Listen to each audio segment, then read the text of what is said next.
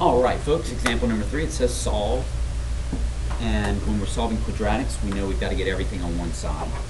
So I'm going to subtract 0.6r, negative point, I'm subtracting 0.6r from both sides, okay?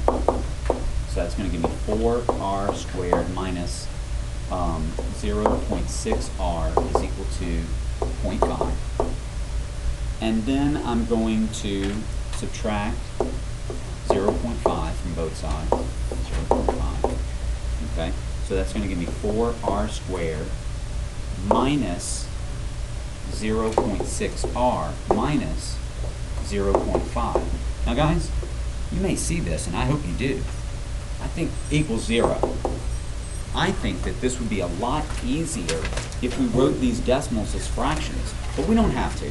Let's leave them the way they are. They gave them to us as decimals. We're going to solve it as decimals. All right? So, that means that A is going to be 4.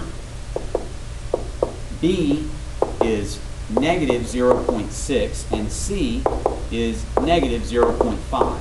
Now guys, we've been doing the quadratic formula. I'm just going to write parentheses on this one just in the interest of time.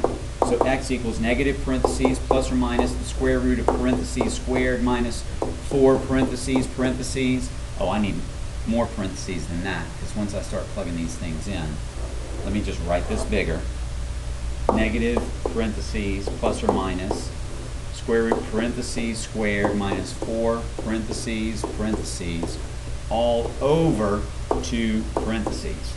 Because I know these decimals are going to just take up some more room. So, B, negative 0.6, negative 0.6. A, 4, 4. C, negative 0.5.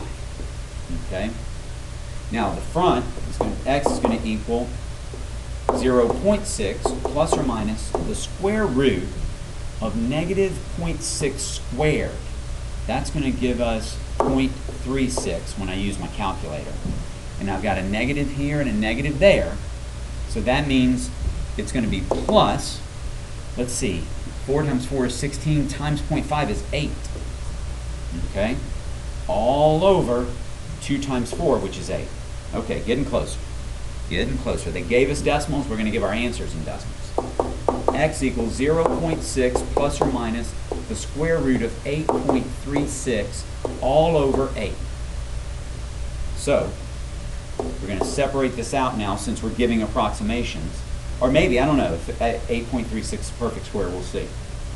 X is equal to 0.6 plus something, whatever I figure it out to be. Let me give myself some more room there. Alright. And all over 8. And x equals 0.6 minus whatever the square root of 8.36 is, all over 8. Alright. Where's my trusty calculator here? Let's see. Square root 8.36 equals, oh no, nothing nice. 2.89136645.9. Over here, 2.89136645.9. Now, it's 0.6 plus that, all right, so plus 0.6. That's going to give me x is equal to 3.49136645.9 all over 8. So then when I divide that by 8, I'm going to get x equals 4.36420807. I don't think the directions asked me to round here. It didn't, so I'm just going to leave it like that. The other one, x is equal to, let's see, 0.6 minus 2.89136645.9 divided by 8. I skipped a step there just to save time. Negative 0.286420807.